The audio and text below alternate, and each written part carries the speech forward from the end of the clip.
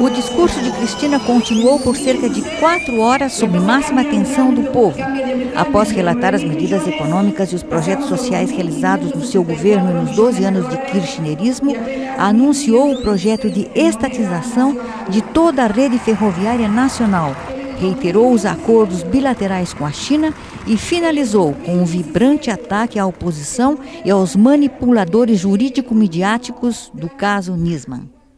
Señoras y señores argentinos, el mundo dentro de 5 años, no dentro de 5 siglos, va a ser diferente. Dentro de 5 años, China va a ser el actor económico más importante, si ya no lo es, del mundo. ¿Cómo? Si toda la vida nos dijeron que teníamos que tener relaciones carnales con aquellos que nunca nos daban nada y nos sacaban todo, no vamos a tener relaciones normales, comunes y diplomáticas, económicas y estratégicas con aquellos que nos vienen a ofrecer inversiones. No se puede ser tan estúpido, no se puede ser tan colonizado mentalmente, tan subordinado intelectualmente, tan chiquito de cabeza y de neuronas.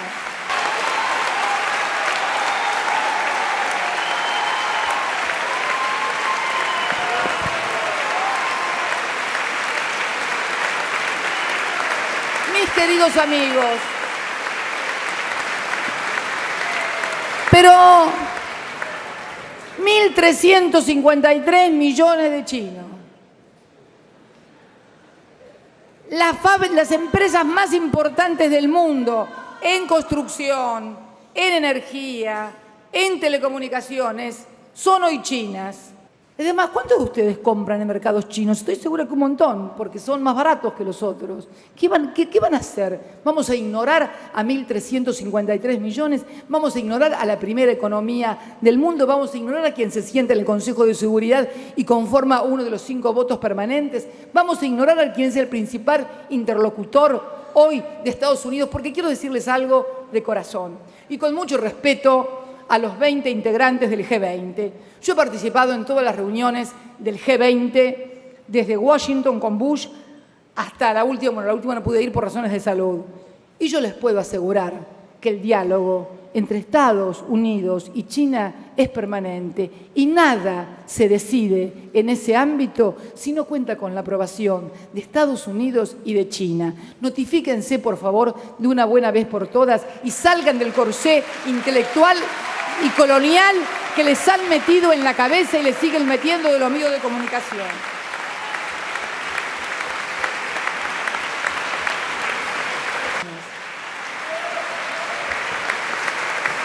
De paso, me había olvidado de algo muy importante y que es lo del satélite, porque el satélite no es que nos juntamos en el fondo, en el garage de Debido o hicimos el satélite, no.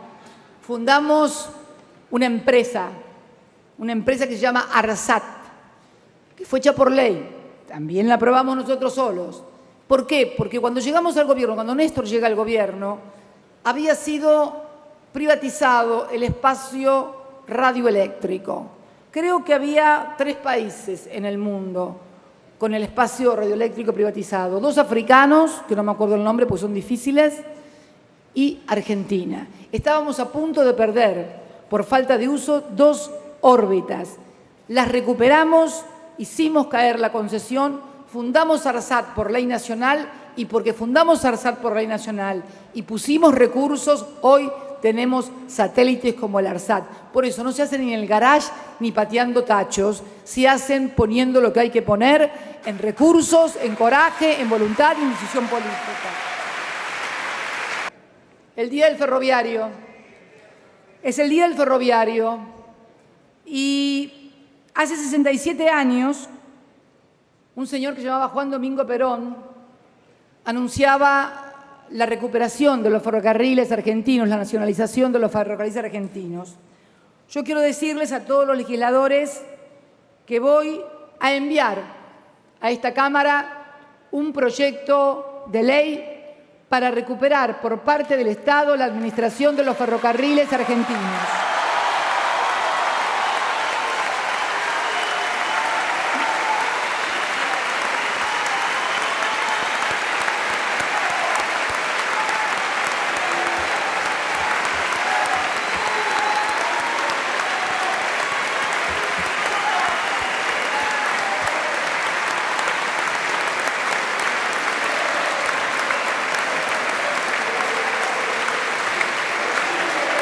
defensa. También hemos cumplido un hito. Ustedes han sancionado la creación de la ley que creó la Universidad de la Defensa Nacional para que nuestras Fuerzas Armadas tengan su propia universidad y su propio centro de capacitación. No queremos más militares formados en ningún centro extranjero. Queremos militares, Fuerzas Armadas formadas por argentinos aquí en la Argentina. Agradecer también la asistencia en la emergencia que tuvieron las Fuerzas Armadas, que intervinieron en más de 17 eventos, inundaciones, en fin. El último, charlaba con el gobernador el otro día de Córdoba, el gobernador de la Sota, que me agradecía profundamente la participación y la actuación que habían tenido en forma permanente las Fuerzas Armadas en la inundación que tuvo lugar en esa provincia. También con la modernización de los aviones Hércules y la inauguración de la línea de producción junto con el Brasil de puertas para los aviones Hércules, la inauguración que hice por teleconferencia de la fábrica de explosivos Hachal, en fin, Fuerzas Armadas incorporadas a la formación en la Argentina, Fuerzas Armadas incorporadas a las necesidades del pueblo y a la ayuda del pueblo junto al pueblo en la emergencia. Y también Fuerzas Armadas en la tarea de industrialización, porque la defensa también es una industria. Justicia de la AMIA, no necesito carteles para hablar. Hablo de la AMIA desde 1994. A los que me ponen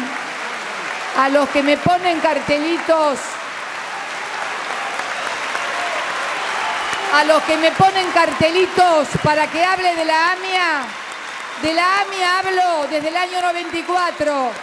Desde la AMIA estoy desde el año 1996, cuando denuncié a Galeano y a todos los que encubrieron y no permitieron que se supiera la verdad. De la AMIA hablo con los familiares desde el año 96, apoyándolos y ayudándolos. De la AMIA hablo y seguiré hablando en Naciones Unidas, reclamando que se haga justicia, como no lo hizo ningún presidente argentino. De la AMIA hablo. De la AMIA hablo diciendo que se quiere demorar el juicio de encubrimiento desde el año 2002 de autoridades argentinas, de los servicios de inteligencia que cubrieron y encubrieron y no permitieron que se supiera la verdad. Han pasado 21 años. Han pasado 21 años y no tenemos un solo condenado ni un solo preso por AMIA. No necesito carteles. Yo puedo ir con carteles al frente de la AMIA para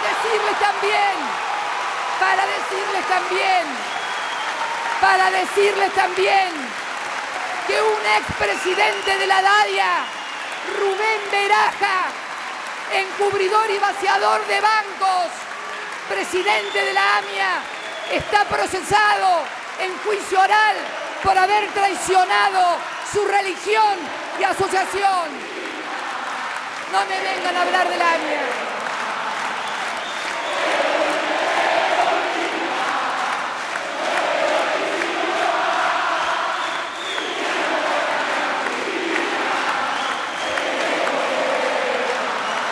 De la AMIA puedo hablar cuando el otro día me entrevistaba. Es un tema que me toca muy de cerca, porque en soledad no queda casi ningún legislador de los que integramos la comisión bicameral de la AMIA, desde el año 1996 al 2001, donde en soledad, en absoluta soledad, me tocó firmar un dictamen diciendo que era una vergüenza lo que se había hecho y que después confirmó en una sentencia donde se demolió el fraude procesal que había hecho el juez Galeano en esa causa, fraude estafando a los propios familiares y a las víctimas. Demolieron en la sentencia en el año 2004. Desde el año 2000 que se inició el juicio de encubrimiento a los funcionarios de ese entonces, porque la AMIA no explotó ayer ni durante nuestro gobierno, explotó hace 21 años. Y hace 21 años que los familiares y las víctimas demandan justicia. No solamente la AMIA, la embajada. También quiero hablar de la embajada. Y si se me permite, por favor, esto es un tema internacional, señores. En el año 1992 voló la embajada de Israel. 29 personas murieron, 249 heridos. Un chico, inclusive, hijo de un médico que pasaba por ahí por la calle, también voló junto con la embajada. Ese fue un atentado en territorio israelí, porque la embajada es territorio israelí. Siempre me ha llamado poderosamente la atención. Todavía no puedo entender por qué el Estado de Israel reclama por la AMIA y no reclama por la voladura de su propia embajada. Porque voy a decir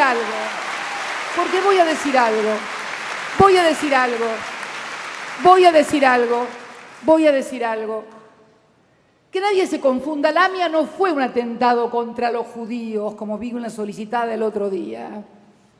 La AMIA no fue un atentado contra los israelitas ni contra el Estado de Israel.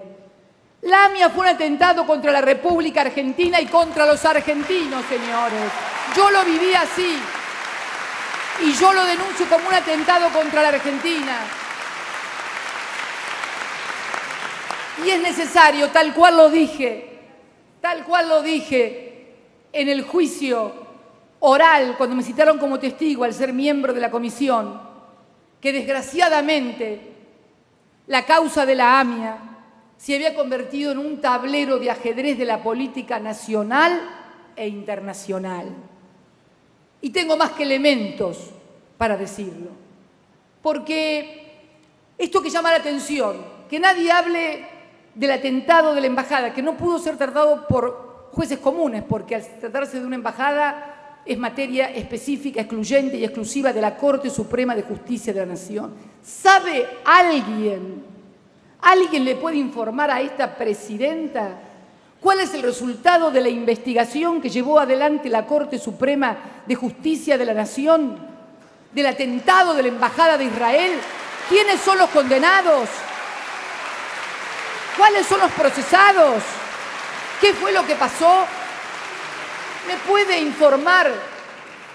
puede informar por qué el Estado de Israel no reclama por la embajada y sí reclama por la AMIA? Que no me molesta que reclame por la AMIA. De paso, yo le voy a pedir acá, ya que no se lo ha pedido ningún juez en la Argentina, yo le voy a pedir formalmente desde acá al Estado de Israel que por favor venga a testimoniar aquí a la República Argentina ante el juez de la AMIA, el ex embajador Yitzhak Avirán. Quiero ver el debate, estábamos hablando de justicia.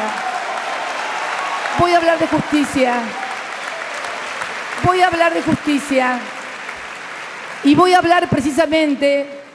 hablar precisamente de esa justicia que tiene que reconocer no solamente la independencia del Poder Judicial, sino la división de poderes.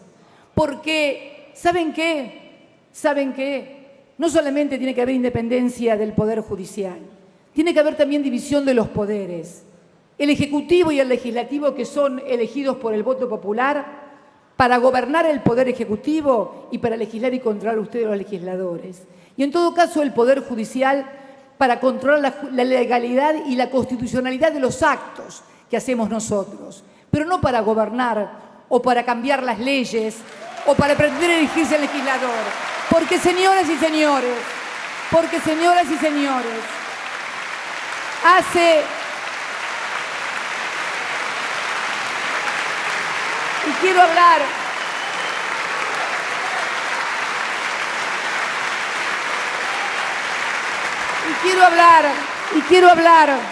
y quiero hablar, como dice el senador Morales, para volver al debate de la división de poderes.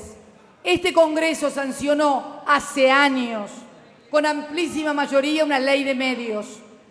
Fue judicializada con medidas cautelares, con juicios de fondo, de forma hasta que finalmente la Corte Suprema la dejó y la declaró constitucional. Hoy está vuelta a ser suspendida por esa suerte de derecho cautelar delivery que se ha creado en un sector, no en todos, porque sería injusta si generalizara, en un sector del Poder Judicial que se ha convertido en un partido. Porque hay que ser independiente, hay que ser independiente del poder político, hay que ser independiente de los poderes concentrados de la economía. Pero de lo que no puede ser nunca independiente el Poder Judicial es de la Constitución, de las leyes, de los códigos de forma y de los códigos de fondo. No se puede ser independiente de eso. No pueden juzgar y firmar cualquier cosa. De eso pueden ser dependientes. Y últimamente, el Partido Judicial se ha independizado, pero de la Constitución, se ha independizado de las leyes, se ha independizado de los códigos, se ha independizado de todo el sistema normativo vigente. Y entonces sustituye lo que es una función específica del Poder Ejecutivo votado por el pueblo y también de ustedes. El Poder Legislativo sustituye también una voluntad que es la del Poder Legislativo. Porque nadie está pidiendo que las cosas sean declaradas constitucionales. Lo único que no se está pidiendo es que se cree un forum shopping o se cree una medida de cautelares delivery para impedir que se gobierne e impedir aplicar leyes que son constitucionales, como la Ley de Medios, que pese a eso ya ha otorgado más de 1.280 licencias en FM, en AM, en televisión abierta, en televisión cerrada, en televisión por cable, a universidades, a escuelas, a empresas privadas, a organizaciones no gubernamentales, a la Iglesia Católica. Pese a todo, pese a todas las trabas, esa ley de medios sigue marchando, sigue armando y seguimos fundamentalmente produciendo también material audiovisual, pero tiene que poder aplicarse a los grandes monopolios concentrados, esos que dicen cuáles son buenos y cuáles son malos, esos que señalan y te dicen, esta condena, sí, esta condena como esa fulanito está buena, pero esta absolución como esa menganito está malo. Eso es no respetar la división de poderes, eso es no tener independencia de los poderes fácticos, de los poderes concentrados económicamente. Dicho sea de paso también, y no puedo dejarlo porque muchas causas, no solamente la mía, sino la causa Malvinas, es una causa que siempre he sentido profundamente y respeto absolutamente el fallo de la Corte Suprema de Justicia de la Nación porque corresponde hacerlo, pero me solidarizo con todos los combatientes de Malvinas que pretendían que se juzgaran los vejámenes y las torturas que habían sufrido cuando fueron a pelear por la patria y se les negó la personería o se les negó la posibilidad de hacerlo. Yo espero que vayan a la Corte Interamericana de Derechos Humanos. Estoy segura que van a ser atendidos, porque no podemos pasar por alto la tortura y los vejámenes que sufrieron nuestros combatientes en Malvinas cuando fueron a dar la vida por la patria, por todos nosotros. No se puede olvidar eso. Hoy me levanté y leí rápidamente, cuando tenía tiempo, a ver los titulares. Yo cuando ya leo el titular, veo la página de cada diario, ya más o menos sé todo lo que viene adentro. Así que es un ejercicio que uno adquiere con la residencia, no hace falta leer una hoja por hoja. Y me llamó la atención la prensa, El País que viene, y dice, ante la expectativa del mensaje presidencial de hoy, líderes políticos de la oposición opinaron que es muy probable que el gobierno no deje un país cómodo, escuchen esta palabra, cómodo de gobernar a quienes deban sucederlo tras elecciones de octubre. Yo lo leí atentamente y digo, tiene razón lo que dice este hombre. Yo no dejo un país cómodo para los dirigentes, yo dejo un país cómodo para la gente.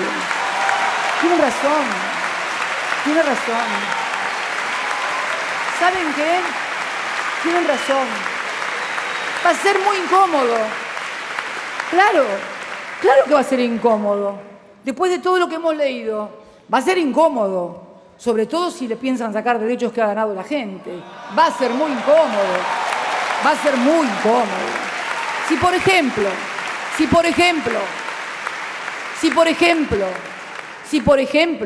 se quiere privatizar nuevamente Aerolíneas Argentinas o YPF, si, por ejemplo, se le va a negar a los jubilados los 2 aumentos anuales, con todo lo que esto significa, siendo el último aumento del 38% anualizado, la asignación universal por hijo que aumenta todos los años, que los trabajadores puedan libremente pactar sus salarios como lo han hecho, ganándole siempre en poder adquisitivo a la inflación. Por eso el turismo, por eso van afuera, por eso pueden comprar dólares.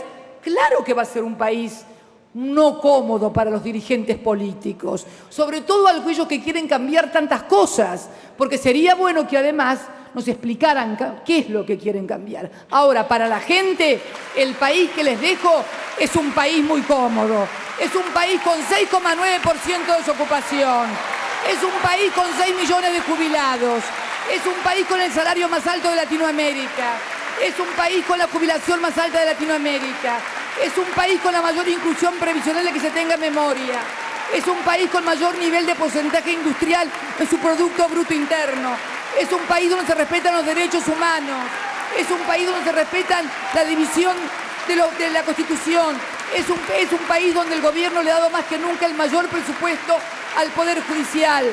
Sí, es un país difícil para los dirigentes, pero no para la gente, que ha superado, que ha progresado, que ha crecido, que ha encontrado trabajo, que hoy tiene casa, que tiene auto, que tiene trabajo, que sus hijos van a la universidad y al estudio.